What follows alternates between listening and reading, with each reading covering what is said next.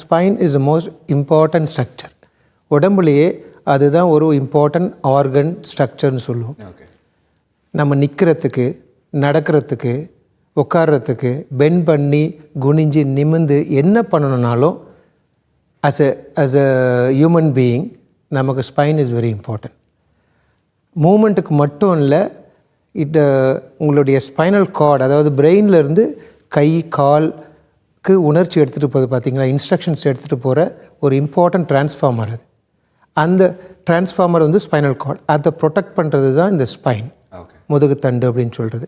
So அதனால தான் அதுக்கு வந்து ரொம்ப இம்பார்ட்டன்ஸ். அது நல்லா இருந்தால் தான் நம்மளால் வலி இல்லாமல் வேலை செய்ய முடியும், என்ன பண்ணணும்னு நினைக்கிறோமோ அதை பண்ண முடியும். டாக்டர், பொதுவாக ஆண்களை விட பெண்களுக்கு தான் இந்த முதுகு சார்ந்த பிரச்சனைகள், முதுகு தண்டுவடம் வலி இதெல்லாம் வந்து இருக்கும்னு அப்படின்னு சொல்கிறாங்க. இதுக்கான காரணம் என்ன டாக்டர்? இதுக்கான காரணங்கள் இப்போ பொதுவாக பார்த்திங்கன்னா எந்த நோய் எடுத்தாலுமே சிலது வந்து ஆண்களை அதிகம் பாதிக்கும், சிலது பெண்களை பாதிக்கும். இப்போ முதுகு வலி அப்படின்னு பார்க்கும்போது பெண்களுக்கு அதிகம். அது வந்து வேர்ல்டு வைட் பார்த்திங்கன்னா பெண்களுக்கு அதிகம். அது எந்த ஏஜில், எல்லா ஏஜ் குரூப்லேயுமே. ஏன் அப்படின்னா இப்போ பார்த்திங்கன்னா பெண்கள் வந்து அவங்க இப்போ பொதுவாக வீட்டு வேலை செய்யும்போது பார்த்திங்கன்னா அவங்க குனிஞ்சி நிமிந்து பெண்ட் பண்ணி ட்விஸ்ட் பண்ணி அது துடைக்கிறதாகட்டும், பெருக்கிறதாகட்டும், மாப் பண்ணுறதாகட்டும், எனிதிங் அவங்க பண்ணுறது வந்து பார்த்திங்கன்னா ட்விஸ்டிங் அண்ட் பெண்டிங் அதிகமாக இருக்கும், வெயிட் லிஃப்ட் பண்ணுவாங்க. ரெண்டாவது, ப்ரெக்னென்சி டைமில் ஹார்மோனல் சேஞ்சஸ்னால அவங்களுக்கு அதிகமாக பேக் பெயின் வரும். ப்ளஸ் ஓல்டேஜ் ஆகும்போது அந்த ஹார்மோன் சப்போர்ட் இல்லாததுனால அவங்களுக்கு வந்து போன்ஸும் வீக்காகவும், ஆஸ்டியோபோரோசிஸ் சொல்லுவோம், அதனாலேயும் போன் பெயின்ஸ்லாம் வரலாம், பேக் பெயின்ஸ் வரும். ஸோ பல காரணங்கள் இருக்குது for women to have more back pain compared to men. Doctor, இப்போ இந்த டெலிவரி டைமில் இந்த குழந்தை பிறக்கும்போது வலி தெரியாமல் இருக்கிறதுக்காக வந்து ஒரு ஊசி முதுகு தண்டு வடத்தில் போடுவாங்கன்னு கேள்விப்பட்டிருக்கோம். இதனால சைடு எஃபெக்ட்ஸ், பின் விளைவுகள் ஏதாச்சும் இருக்குமா? அந்த ஊசி என்ன டாக்டர், அதை பற்றி கொஞ்சம் சொல்லுங்கள். சாரு, நீங்கள் ஐ திங்க் ஒரு கரெக்டான பாயிண்ட்டை டச் பண்ணியிருக்கீங்க. அதாவது அந்த இன்ஜெக்ஷன் வந்து எபிடியூரல் அப்படின்றது. ஸோ ப்ரெக்னென்சி இஸ் நான் சொன்ன ப்ளஷரபிள் மூமெண்ட். பட் ஆனால் அந்த டெலிவரின்றது வந்து கொஞ்சம் பெயின்ஃபுல்லாக இருக்கும், வலியில் தான் சுகம் இருக்கும் அப்படின்னு சொல்லுவாங்க. அது வந்து கொஞ்சம் பெயின்ஃபுல்லாக இருக்கும். ஸோ அந்த பெயினை கம்மி பண்ணுறதுக்காக அந்த மதர் வந்து டெலிவரி வந்து ஒரு ப்ளஷரபிள் எக்ஸ்பீரியன்ஸாக ஆகணுன்றதுக்காக எபிடியூரல்ன்ற ஒரு இன்ஜெக்ஷன் பண்ணுவாங்க முதுகுத்தண்டில். அந்த எபிடியூரல்ன்ற இன்ஜெக்ஷன் வந்து நார்மல் டெலிவரிக்கும் பண்ணுவாங்க, சிசேரியனுக்கும் பண்ணுவாங்க. ஓகே. பொதுவாக பார்த்திங்கன்னா பேக் பெயின் இருக்க லேடிஸ்கிட்டலாம் பேசும்போது அவங்க சொல்லுவாங்க, டாக்டர் எனக்கு வந்து ரெண்டும் சிசேரியன், 2 குழந்தைக்கும் இன்ஜெக்ஷன் போட்டாங்க முதுகில், அதுக்கப்புறம் தான் எனக்கு வலியே அப்படின்வாங்க. ஸோ ஜென்ரலாக நமக்கு பார்த்திங்கன்னா ஜனங்க வந்து எப்போ ஒரு ப்ராப்ளம் வந்தாலும் அதுக்கு என்ன காரணம்னு யோசிக்க ஆரம்பிப்பாங்க. It's human nature. இது ஏன் நடந்தது, இது எதனால் இருக்கும் அப்படின்னு. அப்போ என்ன நினைப்பாங்க, ஓ முதுகில் எனக்கு இன்ஜெக்ஷன் பண்ணாங்க, ஸோ அந்த எபிடியூரல் தான் காரணம் அப்படின்னு. பட் ஆக்சுவலாக பார்த்திங்கன்னா முதுகில் பண்ணுற எபிடியூரலுக்கும் 2 years 3 years 5 years 10 years கழித்து உங்களுக்கு வர்ற முதுகு வலிக்கும் எந்த சம்மந்தமும் இல்லை.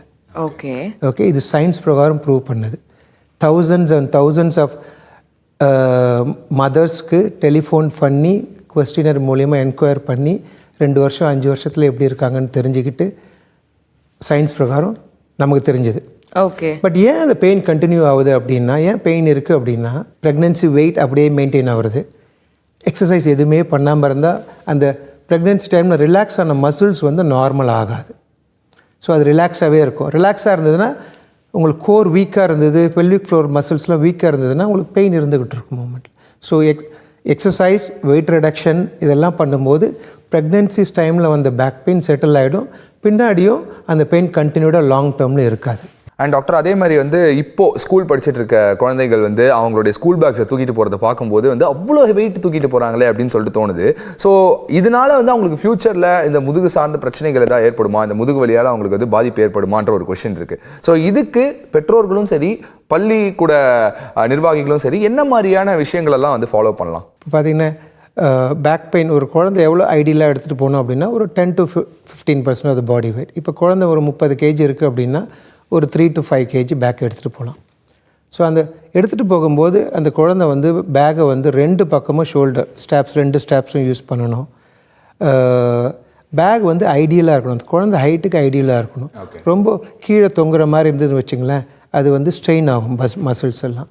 அது பண்ணலாம். பேரண்ட்ஸ் என்ன பண்ணலாம், அடிக்கடி பேக்கை செக் பண்ணலாம். நாளைக்கு என்ன கிளாஸ், அந்த கிளாஸ் பேக்ஸ் மட்டும் எடுத்துகிட்டு போகல, புக்ஸ் மட்டும் இல்லை, எல்லா புக்ஸும் ஒரே எல்லா டைமும் டெய்லி எடுத்துகிட்டு போகிறத விட அன்றைக்கி என்ன பீரியட்ஸ் இருக்குது, என்ன தேவையோ அதை வந்து செக் பண்ணி அப்பப்போ இந்த பேக்கை வந்து தேவையில்லாத பொருளில் எடுத்து போடலாம். ஸ்கூலில் என்ன பண்ணலாம், they can have some compartments, அதாவது சர்டன் புக்ஸ் எல்லாம் ஸ்கூல்லேயே வச்சிடலாம், டெய்லி கொண்டுட்டு போக வேண்டியதில்லை. ஸோ அந்த மாதிரி அட்மின் சேஞ்சஸ் பண்ணால் it will be better. Doctor, இப்போ ஸ்டெராய்ட்ஸ் அப்படிங்கிற வார்த்தை கேட்டாலே நிறைய பேர் கையோ ஸ்டெராய்ட்ஸா அப்படிங்கிற வந்து ஒரு பயம் இருக்குது. பட் மருத்துவத்துறையில் என்னென்ன விதமான பயன்கள் இந்த ஸ்டெராய்ட்ஸ் மூலிமா நம்ம சிகிச்சையில் பயன்படுத்துகிறாங்க டாக்டர்? இப்போ ஜென்ரலாக ஒரு பேஷண்ட் வராங்க, முதுகு வலி இருக்குது, மாத்திரை ஃபிசியோலாம் ட்ரை பண்ணிட்டாங்க, இன்ஜெக்ஷன் போடலாமா, இன்ஜெக்ஷன் போட்டால் கொஞ்சம் நல்லா கேட்கும் அப்படின்னா உடனே ஸ்டெராய்டா டாக்டர் அப்படின்வாங்க. அந்த steroid fear or phobia is very common நம்ம பப்ளிக்கிட்ட. அது ஏன்னு பார்த்தீங்கன்னா it's because of the misuse. எங்கே மிஸ்யூஸ் ஆகுது, எது மிஸ்யூஸ் ஆகுது அப்படின்னு பார்த்தீங்கன்னா for body building, muscle building, அந்த மாதிரி இடத்துல அந்த அனபாலிக் ஸ்டீராய்ட்ஸ்ன்றது. But what we use is a medical steroid, medically prescribed dose. Anabolic steroids இந்த மிஸ்யூஸ் பண்ணும்போது they take 10 to 15, 220 times more than the dose required. அந்த மாதிரி டைமில் தான் வந்து there are long effects. Medical டோஸில் யூஸ் பண்ணுற ஸ்டீராய்ட்ஸ், காமனாக யூஸ் பண்ணுற steroids, especially in spine and joint பெயினுக்கு யூஸ் பண்ணுறது ஒரு டோஸ் இந்த ஜாயிண்ட் அண்ட் ஸ்பைன். அதில் வந்து எந்த ஒரு சைடு எஃபெக்டும் இருக்காது. ரெகுலராக எடுக்கும்போது தான் சைடு எஃபெக்ட்ஸ்லாம் வரும். ஜனங்க சைடு எஃபெக்ட்ஸை பற்றி வரி பண்ணும், அது ரெகுலராக எடுக்கும்போது தான் சொல்லுவேன்.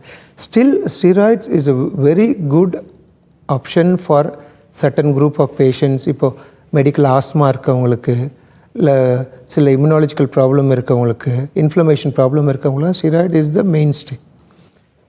பெயினுக்கு ஸ்பைனுக்கு பார்க்கும்போது வலி இருந்தால் அந்த ஸ்பைன் இன்ஜெக்ஷனில் ஸ்டீராய்டு ஒரு டோஸ் யூஸ் பண்ணும்போது அதில் எந்த விதமான சைடு எஃபெக்ட்ஸும் இல்லை. இன்ஃபேக்ட் அவங்களுடைய வலி குறைஞ்சி அவங்க பெட்டர் ஆகிறதுக்கு நிறைய சான்சஸ் இருக்குது. Okay doctor. அண்ட் அதே மாதிரி முதுகு எலும்பை பற்றி நம்ம பேசும்போது பெரும்பாலான பிரச்சனைகள் வந்து நிறைய பேர் மென்ஷன் பண்ணுறது இந்த டிஸ்க் பல்ஜ் இல்லைனா டிஸ்க் ஸ்லிப்பை பற்றி வந்து பேசுவாங்க. ஸோ இதுக்கு ரெண்டுத்துக்கும் இருக்கக்கூடிய டிஃப்ரென்ஸை பற்றி வந்து சொல்லுங்கள். அண்ட் இன்றைக்கி நம்ம ஃபாலோ பண்ணக்கூடிய வாழ்க்கை முறையில் வந்து அதை பேஸ் பண்ணி இந்த டிஸ்க் பல்ஜ் அண்ட் டிஸ்க் ஸ்லிப்லேருந்து நம்ம எப்படி தப்பிக்கலாம்? டிஸ்க் பல்ஜ், ஸ்லிப், டிஸ்க் எல்லாமே ஒன்று தான். ஓகே. நம்ம ஸ்பைனில் வந்து டிஸ்க் இருக்கும். டிஸ்க் தான் ஷாக் அப்சர்வர். எலும்புக்கு 2 எலும்புக்கு நடுவில் டிஸ்க் இருக்கும். நீங்கள் ஜம்ப் பண்ணும்போது பாடி வெயிட் அப்சர்வ் பண்ணுறது அந்த டிஸ்க்கு தான், ஷாக் அப்சர்வர் மாதிரி. அதில் உள்ள ஜெல் இருக்கும். அந்த ஜெல்லு தேஞ்சி அந்த வெளியில் இருக்கிற லேயர் வந்து கிராக் விட்டு அந்த டிஸ்க் வெளியில் வரும். அதை தான் வந்து அந்த கிராக் விடுறதுக்கு முன்னாடி அது பல்ஜ் ஆகும், அவுட்டர் லேயர், அதை வந்து பல்ஜின்னு சொல்லுவாங்க.